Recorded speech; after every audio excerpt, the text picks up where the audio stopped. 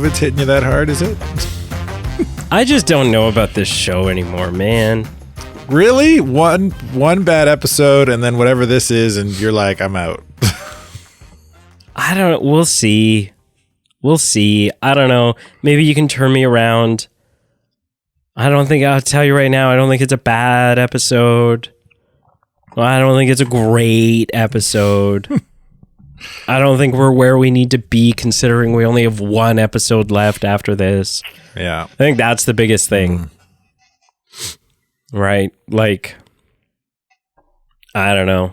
Unless the final episode comes out and it's like an hour and a half long. Like, I don't know. I think we're inching towards this series ending and it not feeling like a complete series, just feeling like a setup for this film that's coming, presumably, because it's Star Wars, so who the hell knows? Hello and welcome to the Movie Men Podcast. We are the B team. And pirates, apparently. That's First Lieutenant Carl. And this is Swap the Deck, Brady. What? No, I left you as First Lieutenant to leave room for me to be Captain. Why? Why did you demote me even further? What would you have preferred me label you as? As Captain. What? You're not my captain. Oh, Captain, you're Captain, I am. Not my captain. I didn't vote for you. You are the SME to my James T. Hook. This is a democracy. You're not my captain. I didn't vote for you. Yeah, but there's only two of us. How do you think democracies work when there's only two people? Not well. How do you think a pirate crew works when there's only two people? Not well. Whoever has the bigger stick. I'm pretty sure I could get a bigger stick than you. And we are here reviewing Season 1, Episode 7, Dreams and Madness. Okay. The Ahsoka series. Yeah. Okay. Okey-dokey. I don't understand this title, but that's okay. Whatever. I really don't understand this title. I don't know what it has to do with anything. Yeah. Like at all. What dreams? What dreams? What dreams are we talking about? I don't know. Yeah. All right. Well, hopefully we'll find out. Let's get to it. So, Hera. She in trouble. Is in front of the council because she disobeyed the rules, because apparently in this new republic, being a general means dick. Means absolute dick. You don't, as a general, you don't have any, what? It seems like being a general in the New Republic is akin to being a manager at a company that doesn't actually give any privileges or authority to their managers. Just responsibility. We'll give you a 50-cent pay raise, and you'll be on the hook for a lot more. You have to manage a lot more. But you still don't get to call any shots, even though you're now a boss. Yeah. Am I the only one that's been out of shape about this? That seems like this whole setup is why the hell is she not able to make any choices on her own? Hera's upset about this. Carson's upset about this. I'm sure it seems like that just kind of she can't really say much because of her position, but Mon Mothma is kind of like, what are we doing here? She's doing her job. But she's doing her job. Yeah. She's doing her flipping job. But Mon Mothma is also very... Yeah. She's got to be nonpartisan. It's democracy, right? Yeah. She knows her position. She knows that they have fought endlessly to get to a point where they can have this type of government. Yeah. And so she is... she's playing the role she needs to play. So Hera's there, and nobody seems to have an issue with anything except for the one douchebag that objected the first time, Senator Zioxanai, whatever his name is, who I'm saying right now, throughout this entire conversation, I don't know how anyone would be in disagreement that this guy is an Empire sympathizer. Yeah. It makes me want He's to crooked. watch. It makes me want to watch the Resistance animated, because apparently his son plays a big role in that. And so I think through that we'd get to learn who he is a bit more. Well, I'm also ready to start watching Rebels. Like, I need to watch Rebels, and then I'm like, well, I might as well watch Resistance, right? Like, these are canon things. Yeah, I haven't seen Resistance yet, but like this character and the way he is acting makes me want to find out a little bit more about him, because is he's acting like a sympathizer that's sitting on the council and trying to disrupt stuff. He's a mole. The flip side to that is he's just a shit stir, you know, like he's like, he believes what he's saying, you know, is what I'm saying. He also, like, too often he seems like he's not wanting anyone to look deeply into anything. Yeah, he's just leave this alone. Just don't look at it. He's like the actual Imperial sympathizer we got in the Mando series that kind of circumvented Carson's investigation asking for help. Yeah, very similar. Yeah. So here is firing back, right? He's like, well, you know, so you just disobeyed orders, or you ignored orders to go follow, you know, whatever. Yeah. And she's like, no, I ignored you. Yeah, she's got she got good arguments. She got beef with this guy. They're in once again in a little bit of a pissing match. And she says, look, I was doing my job. My job is to defend and protect the people of the New Republic. And I was doing my job the only way that I know how to do. And so this argument's going back and forth a little bit. And then we hear... How rude. A very familiar voice. How rude. I am seed. And yeah. It's like... Identification? I don't need to provide identification. I am C-3P. And look, I don't know if this is great or if this is just a lazy member berry. I don't know where I stand on it. Basically, C-3PO shows up. And he comes in, and he's the official ambassador. He's delivering a message from Senator Organa, Princess Leia. Yeah, who I guess is no longer was no longer a princess. The second Alderaan was blown up, right? Yeah. Like, at what point do we stop calling her Princess Leia? Well, I guess as soon as she's no longer the princess of anywhere, because that anywhere doesn't exist. So. General, she's now orphan, Senator, orphan Leia. Orphan Leia, right? Even her adopted parents are gone. And he comes in and basically says, hey, you know, like, I'm here to let you know that this mission, there's been a real mix up here, and that this mission was actually sanctioned by Senator Organa. So slow your roll, because this is all fine. Chillax. And we also get, like, we find out what her role is here in the Republic. She's like the head of defense. Yeah. so is Zhao's been kind of slapping hair around here with his position, and C-3PO shows up and Leia through 3PO, like, slaps him around with her position. Like, next time you decide to have a defense meeting without the head of defense, maybe don't make any decisions. Maybe, yeah. And I don't know. I don't know what's implied here. Like, has has Hera had communications with Leia about this prior to now, or is this just something that naturally would have reached, like through the pipeline, these events have reached Leia, and Leia is on good faith and her trust in Hera, deciding to step in, intervene, and make sure everything's okay. Yeah. Well, yeah, her and Hera would know each other.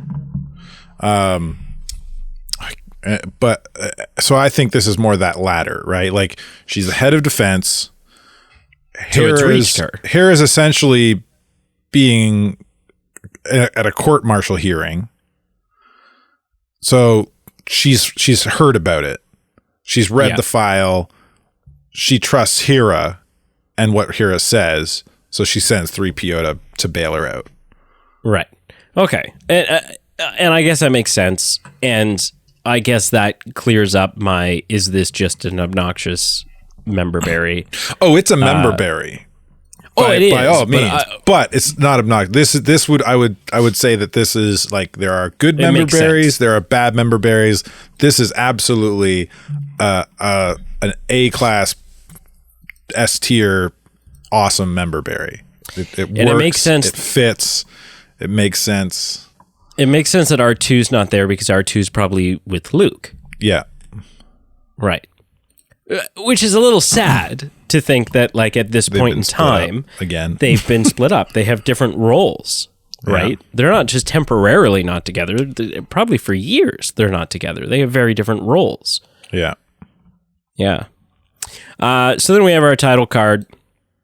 We cut back to Purgles going through inexplicably colorful hyperspace and the inside of the ship where Ahsoka is doing a little lightsaber training, which is good to see. Mm-hmm. You know? Under the guidance of a hologram, a pre-recorded hologram of another member berry. I mean, I guess if you're going to pay to have him in the series, you shoot a couple of, you shoot more than one. But Anakin's there. This is a good member berry again, though, because it calls, like, it's a member berry because it's the exact same lines he's giving Ahsoka in the, not Visions, what was it? Tales of the Jedi miniseries. Yeah. Right? So it harkens back to that, but it again, I think this fits really well. Because especially considering the last episode and the journey Ahsoka went on. Yep. You know what stood out for me in this scene the most? What? This is the first live action time that we've heard the uttering of the name Asajj Ventress. So that was just cool. It was cool to see that brought into probably the first time Hayden Christensen has actually said it, right? Yeah. And so cool to see that kind of connective tissue that, it just sort of feels like it further canonizes the Clone Wars. Really, like, adds some connective tissue there, where we have live action Hayden Christensen in his Clone Wars shoulder guard armor get up, saying the name Asajj Ventress just feels right. It feels good. Hu Yang comes in and they're just kind of talking about the hologram a little bit. And she says, Anakin recorded like 20 of these for me. Yeah. And this is the final one. Which I'm guessing means, and we see her put that hologram away in a little wooden box with all the others. Yeah. I'm guessing this one gets more play than the rest of them do, though. Yeah, maybe. Being the last one, right? There's probably something tormenting inside of her and also sort of sentimental and symbolic about this was the last real positive message that I got from Anakin. And she laments here that Anakin was a good master, right? Like Hu Yang says he never realized how sentimental, how sensitive Anakin was. And Ahsoka says he was a good master. which is big and is consistent with the story that, like, if this whole series ends up just being about, I think if this series is about, at the end of the day, if this series is about Thrawn and Thrawn's return and finding Ezra, then I think it will not have been a big success. I think it will have been kind of like, well, we kind of beat around the bush a lot. We didn't really get there, and we kind of did all kinds of crap and, whatever. But if the main focus of this series, if this series is remembered as the story of Ahsoka reconciling who Anakin was, became, and what that means for her, then I think I will look back on it much more fondly. So, yeah, I'm hoping we continue to lean into that. Yeah, I would say, like, on that note, I would say it's a combination. I think the story's meant to be a combination of both of those things,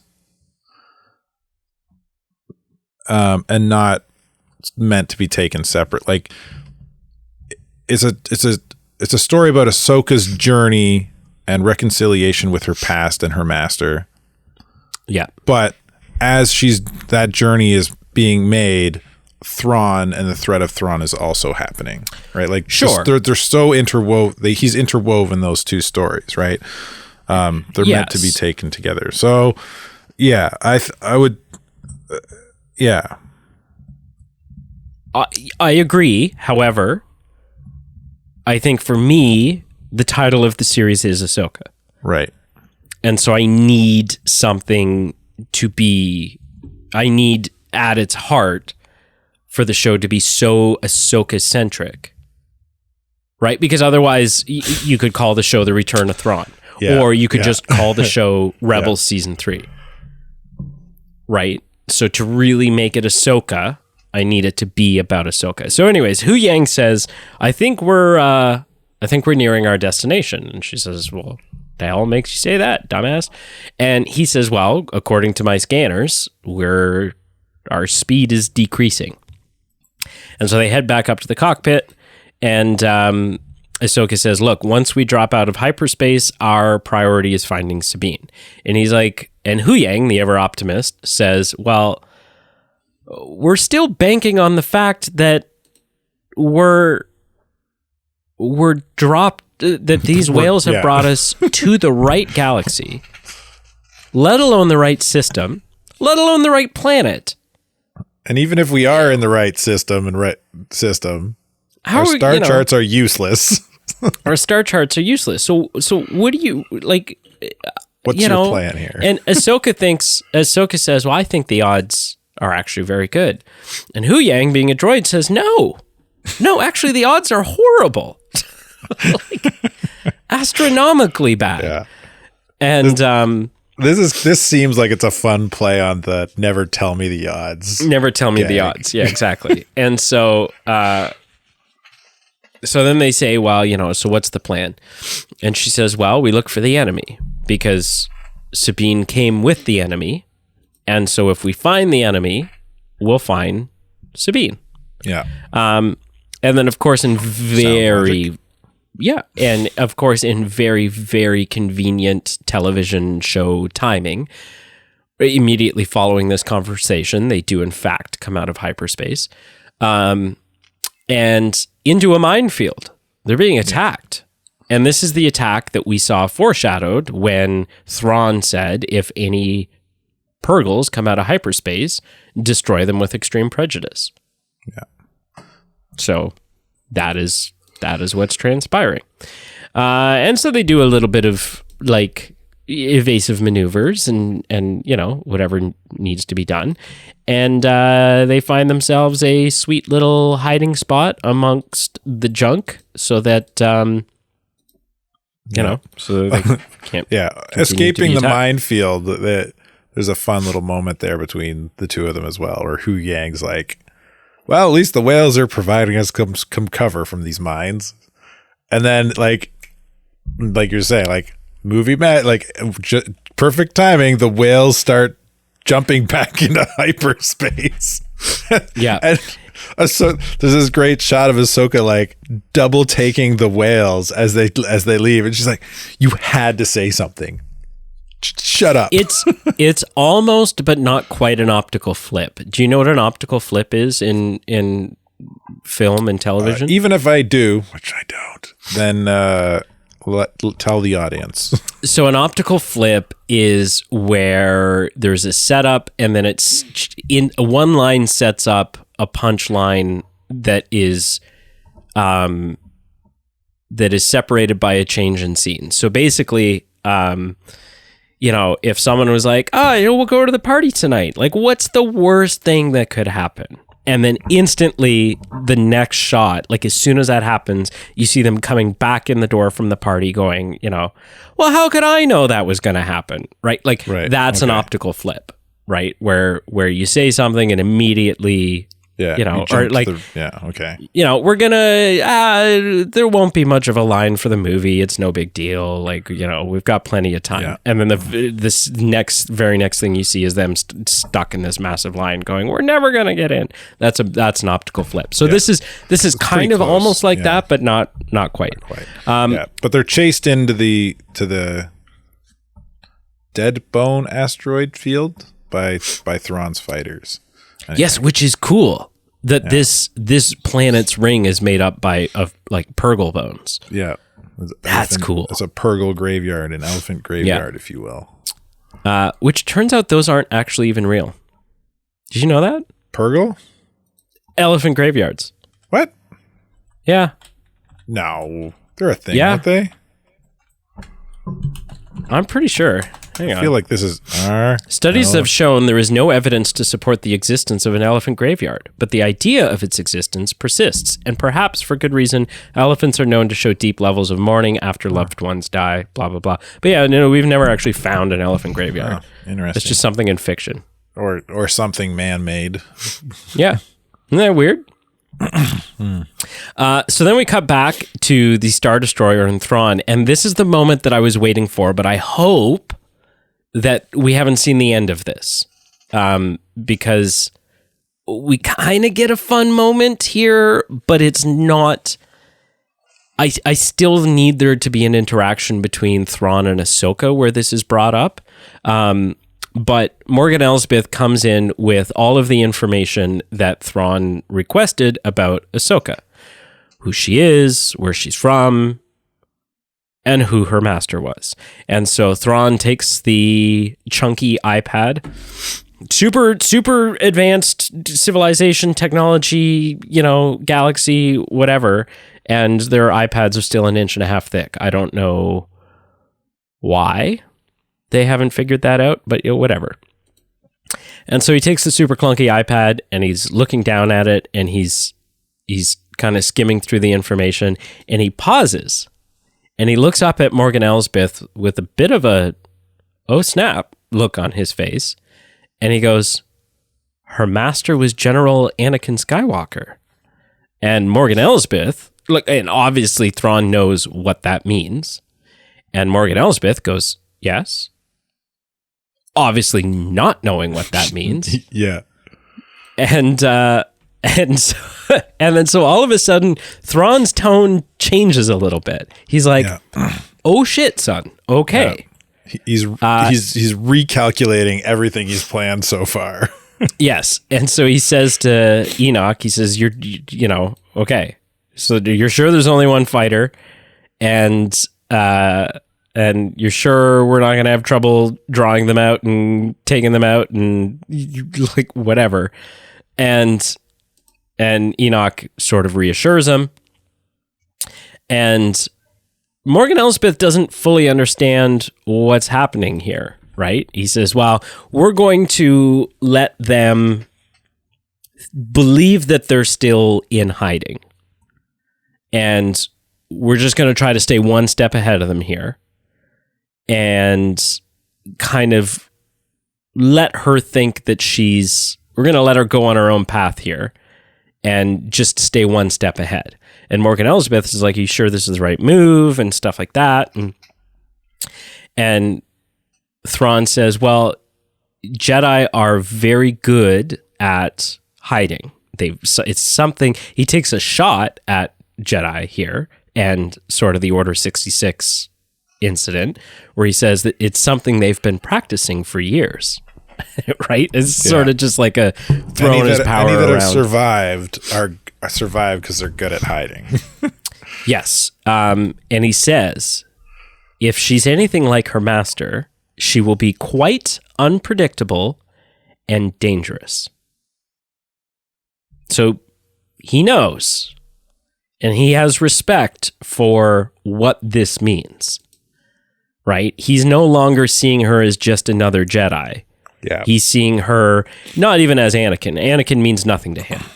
He's seeing her as the apprentice of Darth Vader. Yeah.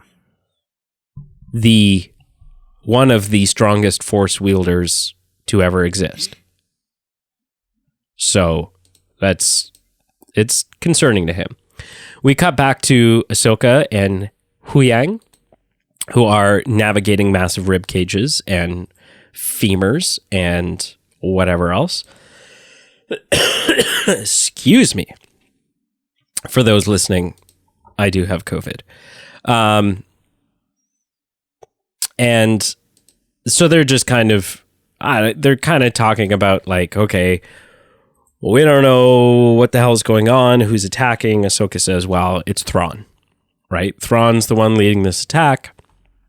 And so they know we're here. And Huyang says, well, I'm running scans for Master Ren, Lady Ren, I think he calls her. Yeah. And I can't find her, right? There's no sign of her. And Ahsoka says, well, hang on. I might have a little bit of a trick here that I can try. And she closes her eyes and tries to send a message or make a connection with Sabine through the Force. And I was trying to think of, I was like, where else have we seen this? And something similar happens in the sequel series, but it takes it much further because Rey and Ben are a dyad in the Force, so they can actually like physically see each other and pass bowls of ramen back and forth through the Force or whatever. But really, the time that we've seen something just like this is after Cloud City, where Vader is communicating with Luke. Yeah.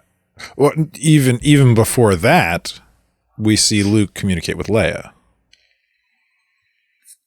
Luke's hanging from the thing upside down, calling for Leia, and Leia gets Lando to turn around and knows exactly where to go. Yeah. Okay. Yeah. Cool. This is a common thing for you don't need you just need to have some kind of connection with an individual through the Force. So because they've been training as master and apprentice, they have a bit of a connection there. Yeah. Yeah. Anyway, we're down. And then we cut back to Sabine and Ezra. And Ezra is still playing Sabine's still playing pretty coy about what the hell's going on. Yeah. And she's updated him pretty much about the war, but that's it. And this is crazy. And that was a fun moment because he's like, so the Empire is defeated? And the Emperor's dead? Like, and I'm like, oh yeah, like he's got no idea what's going on. Like to me, that was cool. I don't know why that hadn't occurred to me that like he's super out of the loop. He doesn't know what's going on at all. And she's like, Battle of Endor. Yeah. Which is like accurate, but also a member berry. It's a very small little like, we said Endor, look. And then she shows I think she shows a little bit of doubt about the Emperor's disappearance here, right? Because he says, and the Emperor died? And Sabine says, that's what people say. She doesn't quite say like, nah, he's super dead. Yeah. Right? Which could just be her being playful, but I don't know. I'm probably reading too much into it. Well, it's all based on Luke's account that he's dead, I guess, and that the Death Star blew up, right? But Luke is the only living person who's witnessed it. Yeah. if Luke survived, I guess maybe her doubt is that if the person reporting it survived, then maybe, and he was on the Death Star, right? Then maybe somebody else could, yeah. So, yeah. And nobody, and this is the thing. Like, the one thing missing from this conversation is Ezra saying, like, and there's a new Jedi Master named Luke? Or like some sort of, like, and they were all defeated by a Jedi, right? Because that's like a big deal. That's important to what's going on here. But also, it just occurred to me that, like, with the majority of people never knowing that Vader is Anakin, the majority of people never, ever, ever, ever, ever find out that Vader was Luke's father. They do. When? It's the reason that Leia is not the supreme leader or whatever. There's the reason she's only, like, on the defense council. She's still just a counselor. So how have people not pieced that together then? No, they how did. Do more people know then that Vader was Anakin? I forget. I don't remember how it came out. I don't remember where or how, but I know that in current canon, somehow it's been informed. Maybe it's because Luke wants people to know that Darth Vader turned on, like, was redeemed. Or as Anakin, is it that it's widespread knowledge, or that, like, Mon Mothma knows? Well, no, it's known enough that Leia's can't take a more prominent position in the Republic. Right, but that could just be an agreement and understanding between 2 or 3 people that, like, hey, yeah, you know what, that makes sense. Yeah, I don't think so. I don't know. I feel like it's pretty widely known that Darth Vader was Luke and Leia's dad, and that and if that's the case, then Luke would make it known that he was Anakin and he'd redeemed himself. Yeah. So it would be probably, by, like, most residents of the galaxy that hear about it, it would probably be heard as more like folklore kind of thing, like kind of like I don't know, I'm trying to think of, like, a modern day, like, a lot of this stuff about Trump that's never been proven fact, right? Like the PP tapes, right? There's no fact that there's never been anything proven that these things exist, right, but people talk about it like it is. I don't know what you're talking. I don't follow any of that crap. But it's like Luke. Luke is more folklore in the galaxy than it is fact that he's a Jedi. Well, sure. By the time he did that, right? By the time Rey's on the scene, even the Jedi are kind of folklore, right? Like, it's all. Well, the Jedi are folklore now. Yeah, well, for sure. But yeah. So anyway. Then we have Sabine, and it's kind of like a lot of nothing happens here for a bit, where Sabine and Ezra are still just kind of riding and talking, and Ahsoka's trying to communicate with her, and then she kind of finally gets through. Press for how they got there, and Sabine's being quiet. Is it better or worse than what we normally position we're in? She's like, oh, it's worse, but I'm not going to tell you how or why. Yeah, which is like, I don't know. I don't think Ezra's being forceful enough here. Like, yeah, okay, it's time for you to actually tell me what the hell's going on. Like, he's pretty just, I don't know. He's just content. Happy to see her content. Not knowing things. Yeah. Making assumptions that he's going to get home. Yeah. Ahsoka gets through just by saying, Sabine. And that's it. It's like a homing beacon or something. It's enough that Ahsoka is able to see Sabine and figure out their position. We cut back to Thrawn, who is now trying to figure out Ahsoka's position, and he brings in the 3 witch mothers. What are they called?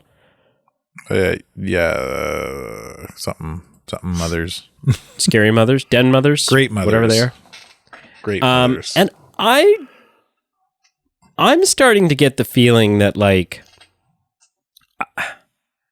I mean, these three witches are far more powerful than Thrawn are. Yeah. And this is starting to feel more and more like he just kind of bosses them around a bunch. They are subservient to him. Like they but why? And for how much longer is what I'm wondering. Yeah. Right? Like what is their allegiance? Yeah, I don't know. It seems like whatever deal they've made, they're going to help him and follow through with his plans however he needs. I don't know. This feels to me like, you know, when you have like in Supernatural or a horror movie or whatever, where you have like three teenagers that have been dicking around with a Ouija board and they have what they believe is a demon on a leash, and they think they're in control, and then all of a sudden they discover very quickly and not so good a way that in fact they are not. Are you saying in control? The witches are the demon and Thrawn is the boy playing with the Ouija board? Is the guy who has things on a leash that are much more powerful than he is and don't actually, like, could break free from that leash at any time and crush him if they felt like they were being bossed around too much.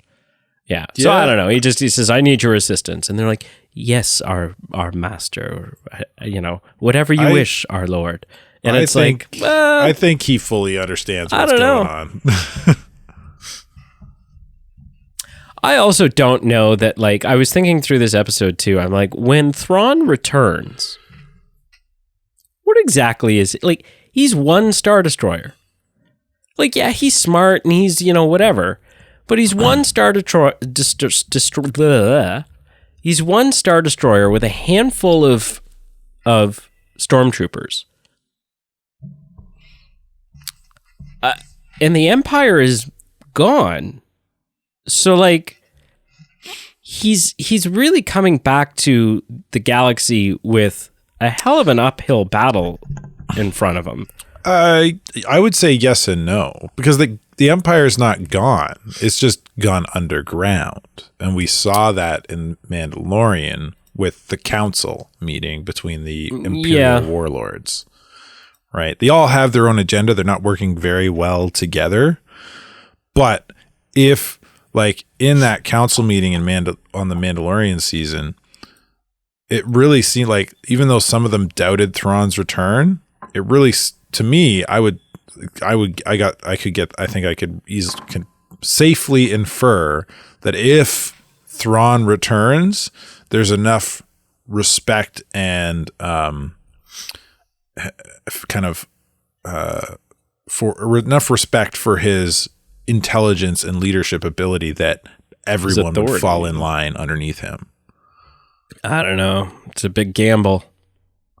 So feels like a big gamble to me. But so anyways, that all happens, and then the witches come in, and they use their magic little floating golden snitches again to triangulate, quite literally, Ahsoka's location.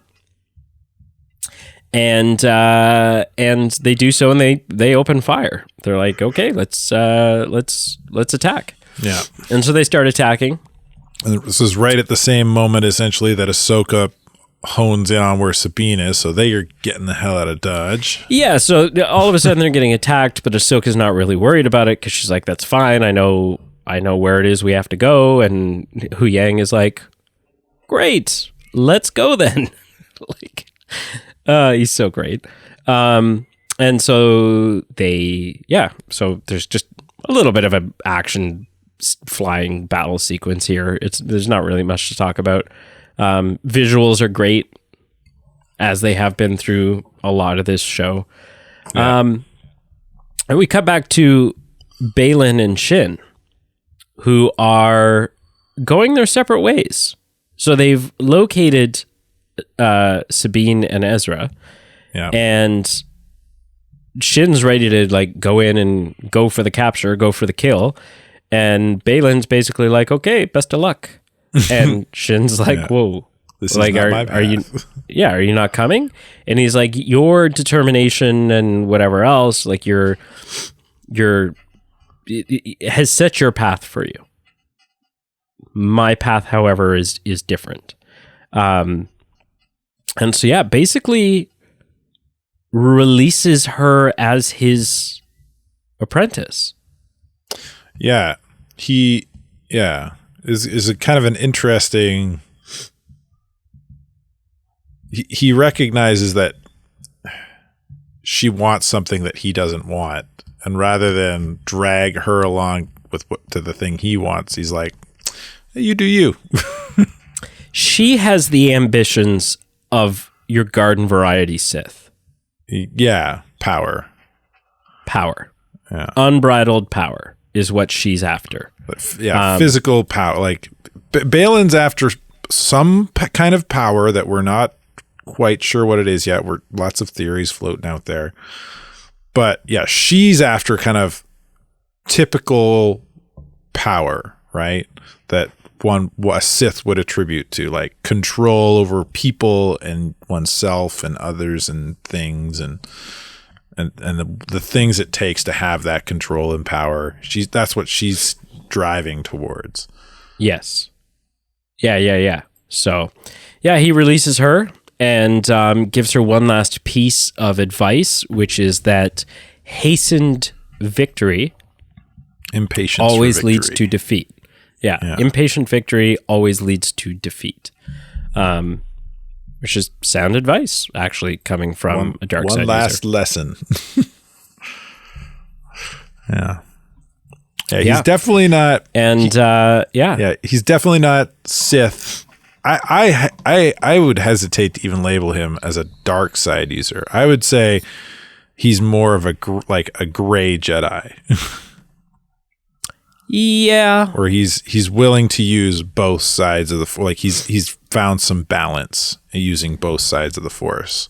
With a little bit of a lean towards the darker side, I would say. He's more willing to do by any means necessary to meet his goals, but he still has compassion and understanding and sympathy, which we've seen him give Sabine. He is what Anakin believed he was going to be by accepting the teachings of Palpatine. Right? Anakin never intended to turn full dark side. But he was willing to use dark side knowledge in order to save Padme. Right. Yes. However, the dark side got a hold of him and circumstances and the fact that your destiny. Now he had a master and he had he was kind of even after he gets the suit on and him and Sidious are standing there looking at the construction of the Death Star with a young jive walking Tarkin talking to them. Mm-hmm. Vader's still not like full, like he's got a lot of conflict inside of him, right? He just wanted his wife, and he just wanted, and now, yes, the dark side has got a hold of him, but he's like, it's not a flip of the switch where all of a sudden he's just a Sith Lord. I would disagree with that. You think so? Oh yeah. You think he just goes full It's Sith? not until he finds out that he has Luke as a child that he has any kind of path to redemption. He's he's got no qualms about blowing up a Death Star or blowing up Alderaan. He's got especially when you start diving into some of the extended universe canon, like the Darth Vader comics, he's like wrecking people without a care in the world. Oh, sure, but that's 20 years later. I just mean like within the 2 days of Order 66. Oh, yeah. Oh, it's not. Yeah. It would be not until Padme, finds out Padme's dead, She's that he dead. loses all hope and goes full bad dude. What does it even matter anymore? Yeah. My wife's dead. My future kids are dead. Yeah. So, yeah. So the attack begins on our little turtle shelled people. And this is a cute line there where as you know, Sabine sees these turtle people are seemingly in a lot of trouble, and she's like, "Well, what the heck?" And Ezra's like, "I told you they were peaceful people." Yeah, one pulls out and she's like, "Well, yeah, but she didn't." Does nothing. Yeah, and she's like, "Well, any yeah, real but weapons? you didn't say anything about defenseless." And so that's fun. But we find out that in some ways they're a little Ewok-y, right? Like the two of them bash their transports together and crush one of the bandits. Like they're not completely defenseless, but they're not able to hold their own really against this type of an attack. So the rest of this is just kind of a lot of attacking for a bit, right? Yeah. Like there's some fighting that happens. Ahsoka's coming in with her airship. She drops out early before reaching Sabine and Ezra and has a little bit of a standoff with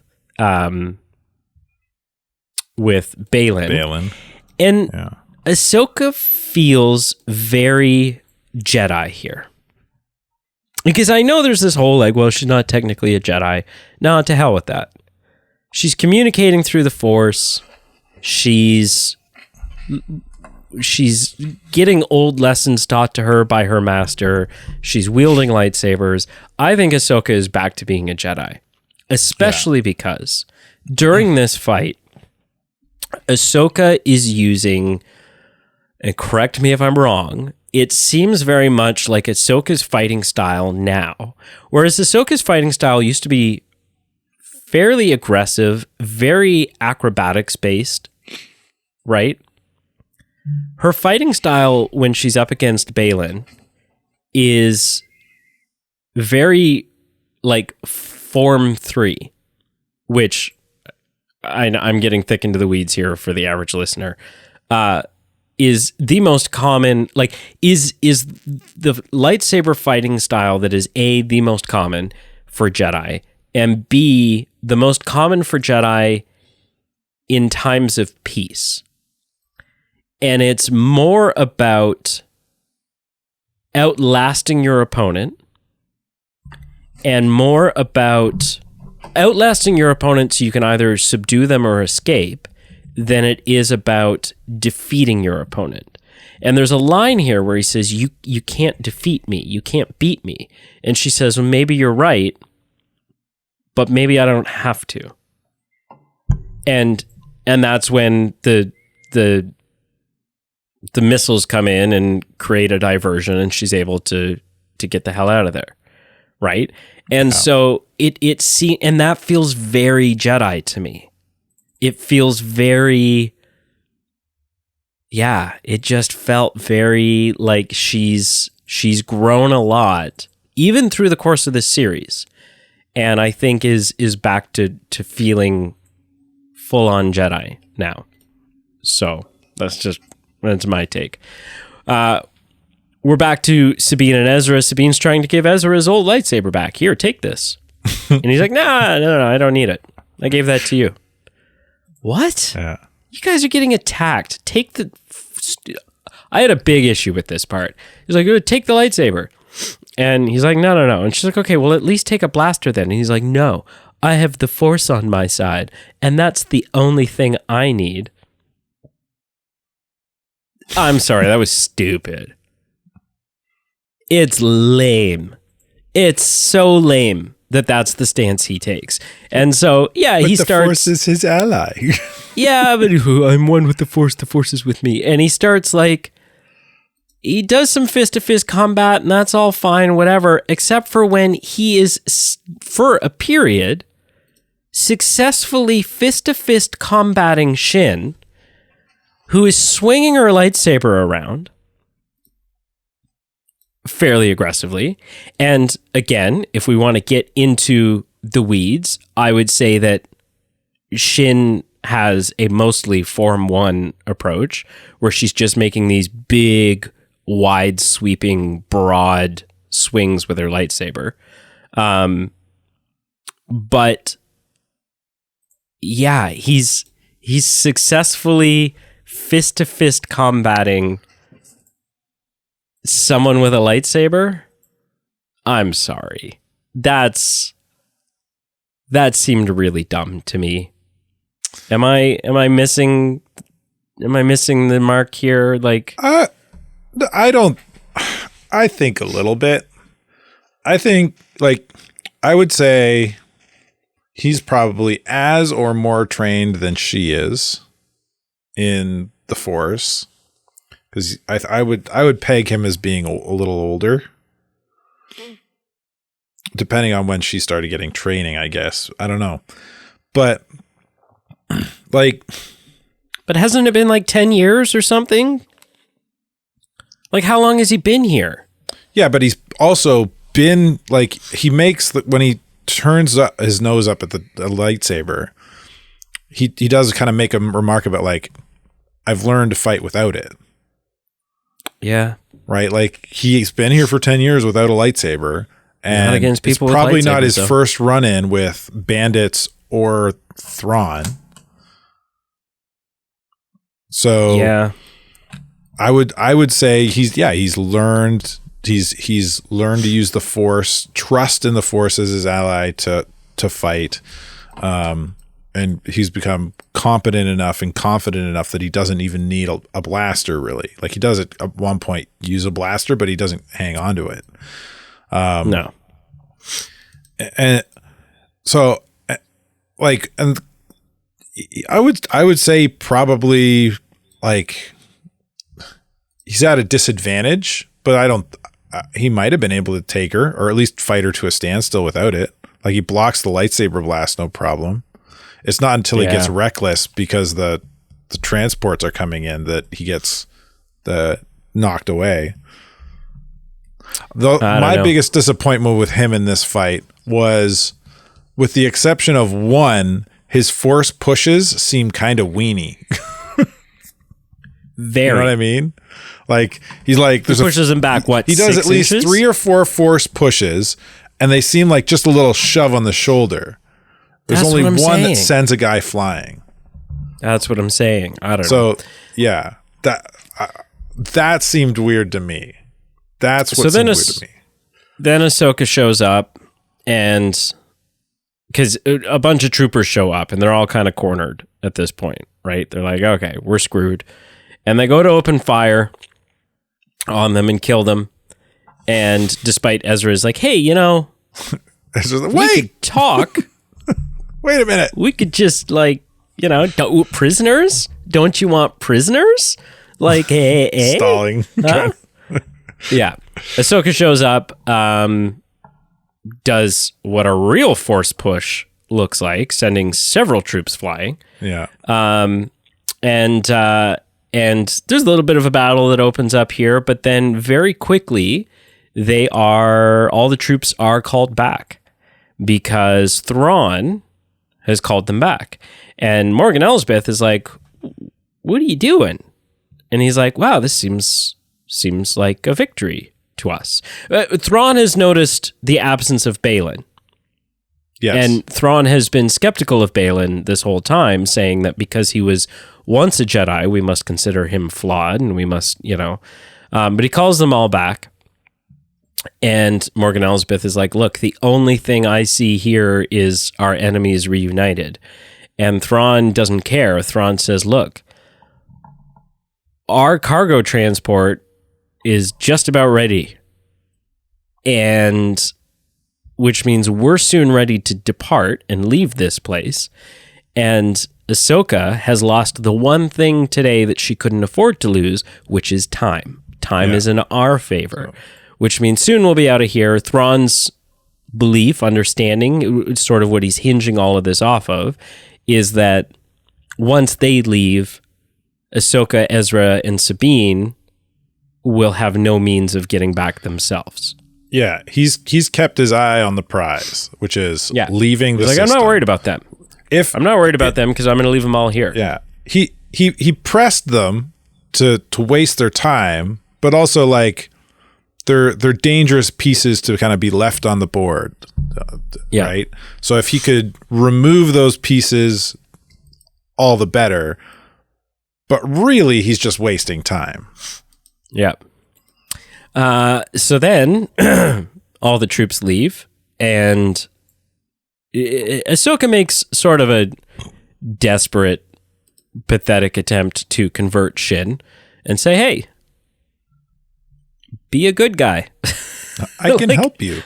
I can help you. Let's be friends. And Shin just kind of winces at her and leaves.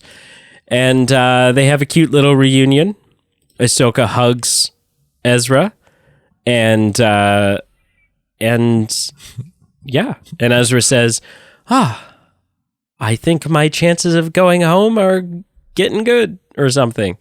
And there's no face that is like, we don't There's know. a bit of a revelation here for Ezra that he didn't know before, because she's like, yeah, Sabine says, I thought you were not dead. And Ezra's like, you thought she was dead?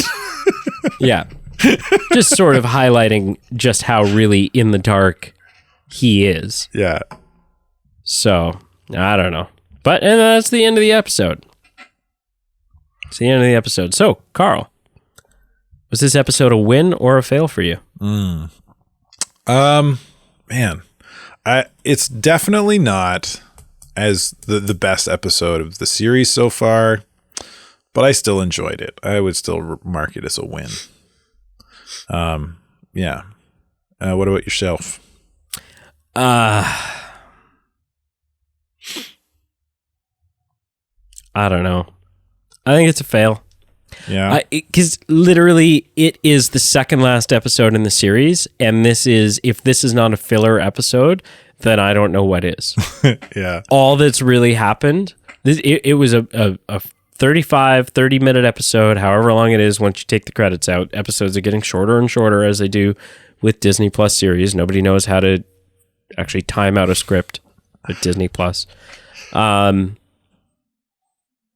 All that happened was Ahsoka was reunited with Ezra. Yeah. That's it. That's the only thing that happened in this episode. That is actually the only plot furthering thing that has happened in this episode. So I think it's a fail. Yeah, it was just filler. It was a filler episode going into our final episode, and that has me worried. This series started out very strong for me, incredibly strong. I could not wait to watch the next episode. I could not wait to watch this episode because there was the whole I need to know who her master is, and she's coming right now. And I was like, ooh, this is going to be a thing. And it kind of was for half a second.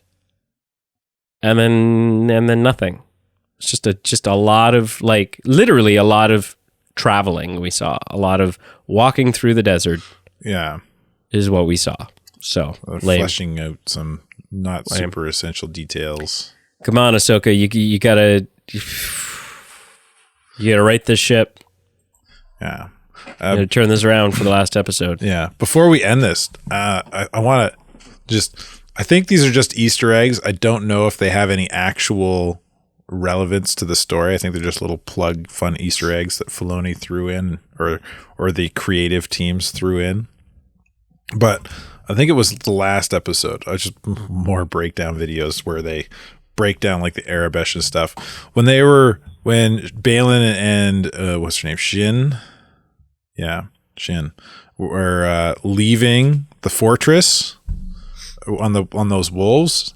There's some weird lettering on the side of the fort. Somebody finally figured out what it was, and it was written backwards, which only leads it to be more of an Easter egg and potentially less of a important thing. But it's some ancient Sith language written backwards about this Sith Lord for wherever reigned something. So that was kind of cool. And then also, this one's kind of more interesting, I think. But there was a point in one of the last 2 episodes where like Balin is out in the wilderness here on this planet, and he's like looking at his arm, and the screen on his arm, on his wrist, has got a readout. And when somebody was able to translate it, and it was a list of important character names: Luke, Leia, Han, and Ben, and was there another one? I don't remember if there were a couple others, but like the key important characters from essentially the original trilogy, and potentially Ben Solo could have been. So yeah, it was just pretty interesting that he had this list of names on his wrist, whether it's important or not. I'm guessing it's not. It's just an Easter egg. Yeah. Yeah. There's fun little Easter eggs that get slipped into these shows. Yeah. Yep. Anyway. That's it. That's all for this. We got one more episode, season finale tomorrow. We got to wrap all this up with either a pretty bow, or when the package opens, there's another present inside we have to unwrap later. Yeah. Yep. I don't know. Thank you for listening. Make sure you check out our Facebook, Instagram, and Twitter, all listed below. And we have a Patreon. For as little as $1 a month, you can support the show and get some fun perks in return. And we have a merch page. We don't have any sneakers, though. Why are you just stop poking holes in the merch? I'm just saying, what if people need some kicks? That's why people come to the Movie Men podcast to get their kicks. They can buy a button and put it on their kicks. And put it on your kicks. Yeah, there you go.